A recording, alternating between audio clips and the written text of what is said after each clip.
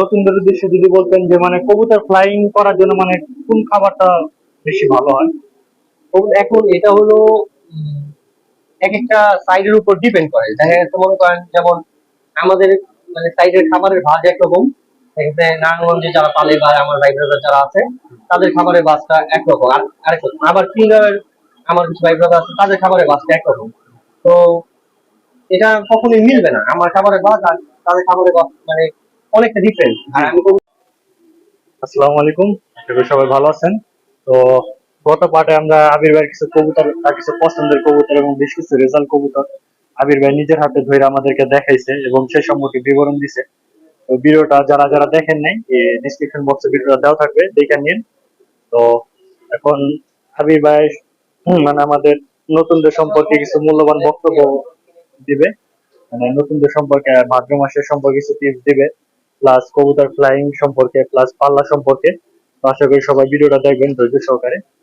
তো ভাই, এখন তো ভাদ্র মাস চলতেছে, মানে এই সম্পর্কে যদি আপনি মানে এই সময় কি করেন সেটা একটু বলতেন। আচ্ছা, ভাদ্র মাসে এটা পুরোপুরি নতুনদের জন্য, মানে যারা সিনিয়র আছেন ওরা তো জানেন বা করেন। তো নতুনদের ক্ষেত্রে যে জিনিসটা হয়, অনেকেই ভাদ্র মাসে তো ম্যাক্সিমাম ডেতেই বৃষ্টি ছিল, আর অল্প কিছু সময়ে যে দিন রোদ উঠছে বা রোদ ছিল, তো প্রচন্ড রোদ ছিল। তো এই কিছুদিনের মধ্যে দেখবে মানুষ মানে অলরেডি কয়েকজন ফোন দিছে, মানে যারা কয়েকজন ফোন দিয়ে জিজ্ঞেস করছে যে ভাই আমার কবুতর গুলো অসুস্থ হয়ে গেছে। তো কি কারণে কবুতর গুলো অসুস্থ হইলো বা কি করছে এরকম, যে প্রচন্ড রোদ্রে, মানে ভাদ্র মাস আসছে, অনেকের কথা হইলো রোদ খাওয়াইতে হইব। এখন কি পরিমাণ রোদ্রে কবুতর ছাড়তে হবে এটা কিন্তু অনেকজনের ধারণা নেই, যারা ইয়াং আছে। দেখা যাচ্ছে কবুতর সারাদিনের জন্য ছেড়ে রাখছে। তো যে জিনিসটা করতে পারেন হলো, আমি যে জিনিসটা ফলো করি হলো, ভাদ্র মাস হোক আর যেই মাসই হোক, কবুতর যে টাইম রোদ খাওয়ানোর সময় হয়, আমরা প্রথম থেকে মানে সকাল ভোরের দিক দিয়ে কবুতর ছাড়ার ট্রাই করি। এটা করলে কি হয়, কবুতরের রোদটা মানে ওর শরীরে শুয়ে যায়। আর হুট করে যদি মনে করেন 10টা 11টা বাজে কবুতর ছাড়লো, সারাদিন ছাড়া থাকলো, দেখা যাচ্ছে কবুতরটা তাপ লেগে যায়। আর ওই কবুতর যদি বডি ভাঙে, একটা কবুতর বডি ভাঙলে ওই কবুতরটা ওই সিজনে দাঁড়া করানো খুবই টাফ। সচরাচর কবুতর দাঁড়ায় না। ওই বছর দেখা গেছে ওই পাল্লার জন্য বা মানে একটা টুর্নামেন্ট গেম খেলবেন ওইটার জন্য আনফিট হয়ে যায় সে। ওই ক্ষেত্রে কবুতর মানে আমি যেটা ফলো করি, সকাল 6টা 6:30টার ভিতরে কবুতর গুলো ছাড়ি। অ্যাক্টিভ কবুতর 9টার মধ্যে আটকা ফেলে এই 2-2.5 ঘন্টা রোদ খাওয়ায়। আবার দেখা গেছে 9টা বাজে আরেক সেট আপ কবুতর ছাড়ি, ওই 1-2 ঘন্টা ছেড়ে রাখি, রোদ খাওয়া ঢুকায় ফেলি। আর সামটাইমস দেখা গেছে মনে করেন রোদ হালকা থাকলে তখন আপনার 3-4 ঘন্টা 5 ঘন্টার জন্য ছেড়ে রাখি। আর অবশ্যই যে টাইমে কবুতর ছাড়বেন, আপনি যে টাইমে রোদ্রে থাকলে আমরা মানুষ হিসাবে কি করি, একটা বাইরের থেকে আসলে একটা ডাবের পানি খাই অথবা স্যালাইন খাই বা একটা লাইট জুস খাই। তো সেম জিনিস কবুতরের ক্ষেত্রে, কবুতর যে টাইমে একটা রোদ্রের থেকে আপনি 2-2.5 ঘন্টা 3 ঘন্টা রোদ্রে থাকার পরে কবুতর ঢুকাবেন, অবশ্যই চিন্তা করবেন আপনি নিজের জন্য যা করেন ওইটা কবুতরের জন্য করার ট্রাই করবেন। এই তো। যাক ভাই, খুব গুরুত্বপূর্ণ কথা বলছে যে আমরা অনেকেই ভুলটা করি যে কবুতর ভাদ্র মাসের রোদে সকাল থেকে মনে করেন বিকাল পর্যন্ত ছাড়া রাখি, আসলে এগুলো করা যাবে না। তো আসলে কবুতর দেখা যায় যে রোদে থেকে অসুস্থ হয়ে যেতে পারে, বডি ভেঙে যেতে পারে, পরে এই কবুতরদের ভালো একটা ফিডব্যাক না পাওয়া যেতে পারে। তো ভাই যে কথাগুলো বলছে আপনারা ফলো করতে পারেন। তো ভাই, কবুতর মানে ফ্লাইং সম্পর্কে একটু বলতেন। মানে সবার কবুতরই তো আস্তে আস্তে ফ্লাইং এর জন্য প্রিপারেশন নিতেছে, তো মানে আপনি যেটা করেন সেটা বলেন। আমি যেটা করি হলো, মানে আমার কবুতর অনেক আগে ফ্লাইং ধরে ফেলে। হ্যাঁ, মানে দেখা গেছে মানে অনেক জনের কবুতর যে বের করছে ওই টাইমে আমাদের 2-2.5 ঘন্টা 3 ঘন্টা উঠতে থাকে। কিন্তু এই বছর আমি ওইটাই স্কিপ করছি, কারণ যেহেতু এখন সিজনটা হয়ে গেছে প্রচুর লং। দেখা গেছে গেছে বছর আমরা ওই ভাদ্র মাস কবুতর বের করছি, ফেব্রুয়ারি পর্যন্ত কবুতর যা মনে কর, ফেব্রুয়ারি লাস্ট পর্যন্ত আমরা কবুতর উড়াইতে হয়েছে, যেহেতু টুর্নামেন্ট গুলো ফেব্রুয়ারি পর্যন্ত যা ছুঁই ছুঁই অবস্থায় ছিল। তো এই ক্ষেত্রে আমরা যেটা এই বছর করছি হলো যে কবুতর গুলা এবার উড়ানোটাই স্কিপ করছে। এখনো মোটা খাবার আমরা মানে চালায় রাখতেছি কবুতর যাতে ভারী থাকে। আমাদের কবুতর এখন উড়া ধরে নেই, কবুতর ম্যাক্সিমাম টাইম রোদ খেয়েছে, ছাদে বসে থাকে। আমি শুনছি মানে আমার ভাই ব্রাদার বা আমার ক্লোজ যাদের আছে, এমনও কিছু মানুষের কবুতর এখন 1-1.5 ঘন্টা উঠতেছে। কিন্তু এটা মানে যারাই করবে মানে এর ভিতরে 10 জনের ভিতরে 2 জন কবুতর ধরে রাখতে পারবে, 8 জনের কবুতরই আমি আমি মনে করি ব্যক্তিগত ভাবে বসে পড়বে। কারণ এত লং টাইম 5-6 মাস কবুতর ধরে রাখাটা টাফ। খুব কম মানুষ আছে যে খাবারের মাধ্যমে ধরে রাখতে পারে। তো ওই ক্ষেত্রে আমরা স্কিপ করতেছি কবুতরটা উড়ানো। যাদের কবুতর এখন উড়া ধরে ফেলছে, অবশ্যই ট্রাই করবেন যাতে পাক্কাটা কবুতর 2-4টা বাইরে দিয়া কবুতরকে বের করা, অথবা মানে যে টাইম কবুতর উঠে গেছে ওই কবুতরটা খাঁচা বন্ধ রাখা, আস্তে ধীরে কবুতর গুলো ছাড়া যাতে কবুতর গুলো না উড়ে। আর এখন যদি কবুতর উইরা এনার্জি লস করে, এটা গ্যাস সিজনে যা ইফেক্ট হবে। ভাই, খুব গুরুত্বপূর্ণ কথা বলছেন। তো তো আমরা সাজাদ ইকরাম ভাইয়ের বাসায় গেছিলাম। সাজাদ ইকরাম ভাই কিন্তু সেম কথাই বলছে যে সিজন হয়ে গেছে বড়, দেখা যায় যে কবুতর উঠতে উঠতে কবুতরের পাখা ক্ষয় হয়ে যায়। তারপরে সবসময় মোটা খাবার দিয়ে কবুতরের পারফর্ম ধরে রাখা সম্ভব হয় না। তো এই কারণে ভাই যে কথাগুলো বলছে ভাইয়ের সাথে আমিও একমত। তবে যে যেটা কি করে সেটা যার যার ব্যক্তিগত ব্যাপার। ভাই পাল্লা সম্পর্কে একটু যদি বলতেন, আল্লাহ, নতুনরা যারা পাল্লা টাল্লা করে তাদের সম্পর্কে একটু বলতেন। পাল্লা টাল্লা, এই পাল্লার ক্ষেত্রে অবশ্যই কবুতর বাসায় ভালো ফ্লাইং করানোটা অনেক ইম্পর্টেন্ট, যাতে যারাই পাল্লায় বের করবেন চেষ্টা করবেন যে 2.5-3 ঘন্টা কবুতর ফ্লাইং করে বাসায়, এরপরে পাল্লা দেওয়ার জন্য। আর অবশ্যই যাতে কবুতরের জন্য সহনশীল হয়, মানে আস্তে ধীরে প্রথম পাল্লা গুলা যাতে ছোট ছোট দিয়ে কবুতরের একটা গায়ে শুয়ে শুয়ে গেলে তখন দেখা যাচ্ছে আস্তে আস্তে মানে লং ডিস্টেন্স আস্তে আস্তে বড় জাম্প করতে পারবে। ভাই মানে নতুনরা পাল্লাটা কিভাবে শুরু করতে পারে, কত কিলো দিয়ে প্রথম মোটামুটি? পাল্লা যেটা মানে দিবেন, আমি যেটা করি হলো মানে দেখেন এই মানে এখানে যে কবুতর গুলা ম্যাক্সিমাম কবুতর মানে বিগত 2-3 বছর ধরে পাল্লা খাইতেছে, আবার যেগুলো এক পাঠা কবুতর আছে অথবা দেখা গেছে মনে করেন আপনার নতুন এবার, তো ওইগুলো ভালো কবুতর বাচ্চা, কিন্তু তারপরেও কিন্তু আমি হুট করে দেখা গেছে একটা দূরে পাল্লা দেই না। প্রথম যেটা করি হলো আমার বাসা দেখা যায় 2-2.5 কিলো, ওইখান থেকে আমি কবুতর গুলা প্রথমে ছাড়ি। প্রথমে একটা দুইটা দুইটা তিনটা পাল্লা আমি ছোট ছোট দেই, 2-3 কিলোর মধ্যে দেই, 2-3 কিলো করে দেই আর কি, জাম্প করি। পরে যেটা আমি আস্তে আস্তে কবুতরের বডি কন্ডিশন আসা দেখলেই তো বুঝবেন যে একটা কবুতর মানে আপনার কবুতর কেমন ফ্লাইং করতেছে, বা 2-3 কিলো থেকে আসলেও মানে কিরকম হাইট নিয়ে আসতেছে, বা ওর বডি কন্ডিশন কি, এগুলা যেটা আপনি বুঝবেন। আর ওয়েদারের ব্যাপার আছে, ওয়েদার কতটুকু ঠান্ডা হয়েছে। এখন যে জিনিসটা হয় হলো আমরা নভেম্বরের দিকে পাল্লায় বের হইলে দেখা গেছে পাল্লায় বের করে দিচ্ছি কবুতর, কিন্তু সামটাইমস এমন গরম পড়ে যে মানে এত গরম থাকে, তো ওই টাইমে দেখা গেছে অনেক জনের কবুতর অ্যাক্সিডেন্ট হয়, যে অনেক কবুতর একসাথে 8টা 10টা 15টা 20টা কবুতর একদিন পরে শর্টের থেকে। তো অবশ্যই যেদিন ওয়েদার ওয়েদার দুইটা পাল্লা দিবেন, ওয়েদারটা খেয়াল রাখবেন যে ওয়েদার আহ কিরকম থাকে। আর আরেকটা জিনিস নতুনদের ক্ষেত্রে বলবো যে কবুতর পাল্লার ক্ষেত্রে আর পাল্লার ক্ষেত্রে একটা জিনিস খুবই ইম্পর্টেন্ট হলো গরম ঠান্ডাটা বুঝা। যে আপনার কালকের ওয়েদারটা কিরকম হবে এটা তো আল্লাহ ছাড়া কেউ মানে বলতে পারে না, কিন্তু আপনার একটু জাজ করতে হবে যে ওয়েদারটা আজকে কিরকম গরম, কালকে কি গরম থাকবে নাকি ঠান্ডা থাকবে। এখন অনেকেই যে জিনিসটা করে হলো মানে শীতে সবাই জানে যে ঘি মাখন খাওয়ায় বা গরম খাবার খাওয়ায়, ভিটামিন ক্যালসিয়াম অনেক কিছুই খাওয়ায়। তো দেখা গেছে যেদিন একটা কবুতরে গরম খাবার দিল, হ্যাঁ, তো এর পরের দিন যেটা গরম থাকে তখনই কিন্তু যে কবুতর গুলো অ্যাক্সিডেন্ট হয়। তো ওই ক্ষেত্রে যে জিনিসটা আমি করি হলো জাজ করার ট্রাই করি যে কালকের ওয়েদারটা কতটুকু গরম থাকতে পারে, আজকে কিরকম গরম ছিল। তো কালকে ওয়েদার যদি গরম থাকে তো তখন আমরা গরম খাবার গুলা অ্যাভয়েড করি, গরম খাবার গুলা মানে এই টোটালি অ্যাভয়েড করি, নর্মাল খাবারের মধ্যে রাখি। তখন যা কবুতর আল্লাহর রহমতে মানে অ্যাক্সিডেন্ট হওয়ার সম্ভাবনা খুব কম। আর অ্যাক্সিডেন্টলি যেটা হয়ে যায় দেখা গেছে গরম খাবার দিচ্ছি, আনফর্চুনেটলি পরের দিন গরম হয়ে গেছে, তখন দেখা যাচ্ছে কবুতর আসলেও কবুতর বডি ভেঙে যায়, প্লাস হলো কবুতরের অনেক ক্ষতি হয়ে যায়। এই তো। ভাই অনেক গুরুত্বপূর্ণ কিছু কথা বলছেন, আশা করি সবাই এই কথাগুলো ধৈর্য সহকারে শুনছেন। ভাই একটু কবুতরের রিকভারি এনার্জি এই সম্পর্কে কিছু বলতেন। রিকভারি এনার্জি আসলে আহ আমার এখানে 600-700 কবুতর আছে। এখন আমি আড়াই মানে আমার 450-500 কবুতর উঠবে।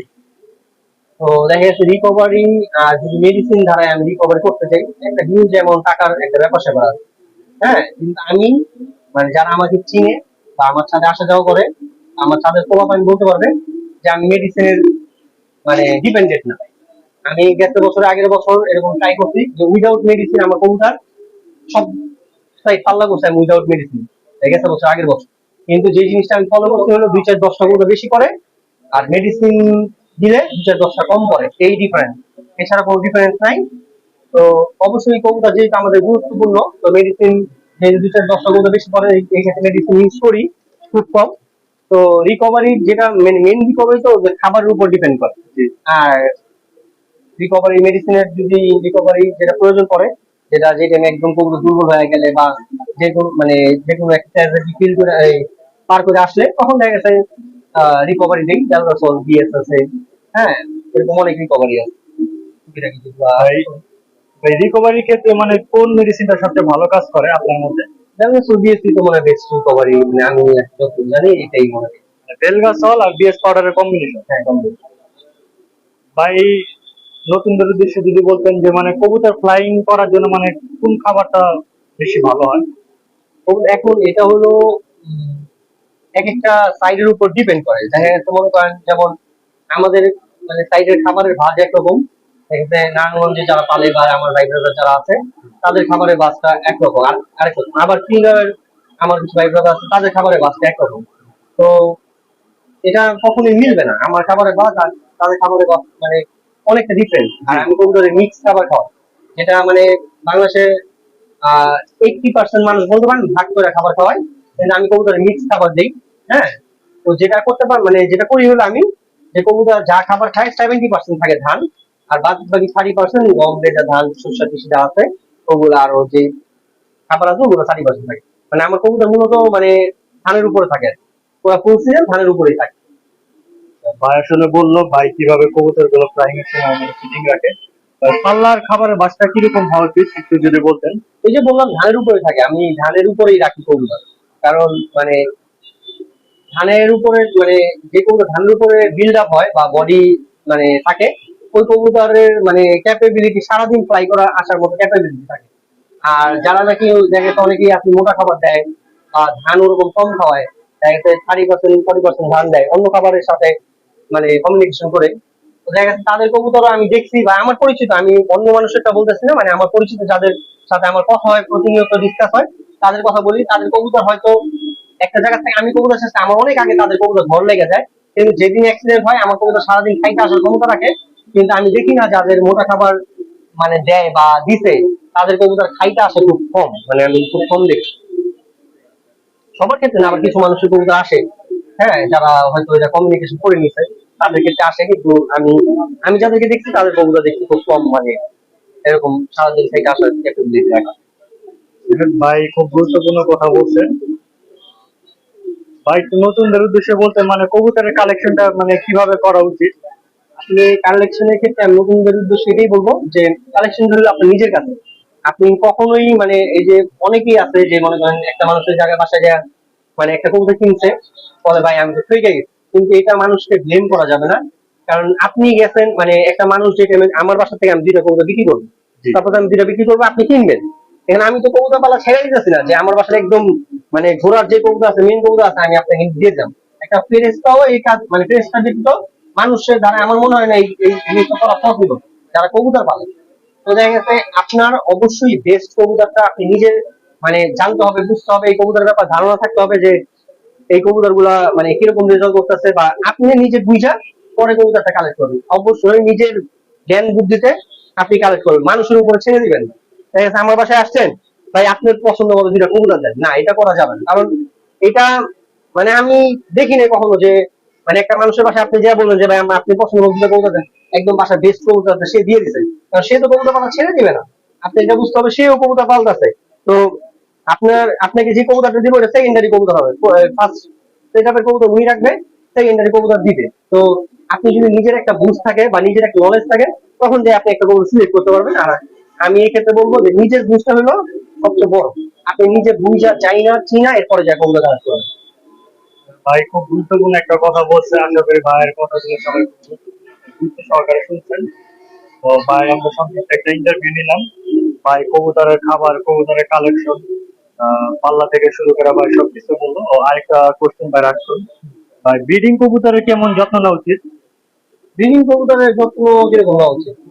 আমরা তো মনে করেন দেখা গেছে এই যে এই টাইমটা যেমন উড়ানো কবুতরের সময় দিচ্ছে, যে টাইমে কবুতর ব্রিড করি ওই টাইমে ব্রিডার কবুতরের ওরকম সময় দিই। নিট নিট এন্ড ক্লিন রাখা, খাবার গুলো পরিষ্কার করে দেওয়া, খাবার গুলো রোদ দিয়ে খাওয়ানো, এগুলা করলে বাচ্চা রেজাল্ট খুব ভালো হয়।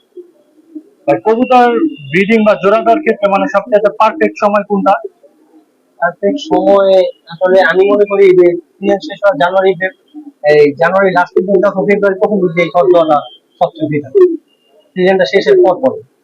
ওই সময় বাচ্চা কাচ্চা সম্ভবত বেশি ভালো হয় অন্য সময়। তখন মানে যেমন বাচ্চা কাচ্চা ভালো হয়, মানে বাচ্চা কাচ্চা ভালো হয় খারাপ না, কিন্তু ওই কবুতর গুলা পাকের দিক দিয়ে মানে আপনি পাক টেনশন মুক্ত যে ওই 5-6 মাসে কবুতর গুলা দর্শক কাভার করে দেয়।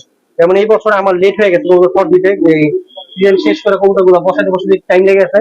এখন আমার ম্যাক্সিমাম বাচ্চা মনে করেন 200-র মতো বাচ্চা আছে, এর ভিতরে 170-80টাই দেখা গেছে দর্শক কাভার করেন, 8-9 করেন এইভাবে ছাড়তেছি। দেখা গেছে এইভাবে ছাড়তেছি আমার অবশ্যই 2-4-5-10টা গরু অ্যাক্সিডেন্ট হবে, পাক ভেঙে যাবো, বা মনে হয় পাক মানে কাঁচা পাক পড়ে যাবো, এরকম প্রবলেম ফেস করতে হয়। তো টাইম মতো খবর দিলে আমার যে প্রবলেমটা হয়েছে এই বছর, আমি সামনের বছর দেখা গেছে একদম জানুয়ারিতে এই কবুতর, জানুয়ারি লাস্টের দিকে কবুতর ফল করে দিব, যাতে আল্লাহ চলতে থাকলো আমার কবুতর আছে, ওই কবুতর দিয়ে অলরেডি আমি বাচ্চা করে আমার যে কয়টা বাচ্চা থাকবে আমি ওইটা উঠে ফেলবো ওই টাইমটা। ভাই খুব গুরুত্বপূর্ণ কথা বলছে। ভাই ব্রিডিং কবুতরের ক্ষেত্রে মানে কিরকম খাবার দিলে ভালো হয়? ব্রিডিং কবুতর আমরা তো বাচ্চা করি রেজার উপর, হ্যাঁ রেজার উপরে, মানে রেজা মানে আপনার রেজা ম্যাক্সিমাম রেজা থাকে, আর গম থাকে রেজার অর্ধেক, আর ধান থাকে একদম ফ্রাইড ধান থাকে এই। আর মোটা খাবার মাঝে মধ্যে এক করে, যেটা বাচ্চাগুলো একটা সাইজ হয় বা পছন্দ ওঠে, তখন একটু মোটা খাবার দিই। ভাই মানে আপনার মতে এক এক জোড়া ব্রিডিং কবুতর থেকে মানে বছরে কয় পেয়ার বাচ্চা নিলে বেশি ভালো হয়? দ্বিতীয় বাচ্চা করলে মনে হয় আমার বেস্ট, কারণ দেখা যাচ্ছে ওই সব দিয়ে প্রথমে দুই জোড়া বাচ্চা নেওয়া যায়। আর যাদের কবুতর কম দেখা যাচ্ছে ওরা 3 জোড়া 4 জোড়া নিতে পারেন, আর যারা তার 3 জোড়া 4 জোড়া নিবে অবশ্যই ওই জানুয়ারি থেকে ফেব্রুয়ারির মধ্যে এক জোড়া ডিম ফেলা দিয়া বা এক জোড়া অর্ধেক উঠে ফেলা কবুতর, আবার দেখা যাচ্ছে ভাদ্র মাসে লাস্টের দিকে পর দিতে পারে। মানে এক থেকে দুই জোড়া নিলে তারপর দেখা যায় যে যদি যাদের কবুতরের সংখ্যা কম থাকে ডিম অন্য কবুতর নিচে মানে চাইলে দিতে পারে। হ্যাঁ সেক্ষেত্রে তারপর আমার ব্যক্তিগত মত মানে এক জোড়া কবুতর থেকে মানে বছরে বেশি বাচ্চা না নয় ভালো, বেশি বাচ্চা নিলে দেখা যায় যে ওর পুষ্টিহীনতা সবগুলো বাচ্চা ভালো হয় না। যাক, ভাইয়ের মূল্যবান মতামতের জন্য ভাইকে ধন্যবাদ জানাই। ঠিক আছে ভাই, আর কিছু বলার নাই, তো ভিডিওটা এখানে এন্ড করতেছি। ভালো থাকবেন সবাই।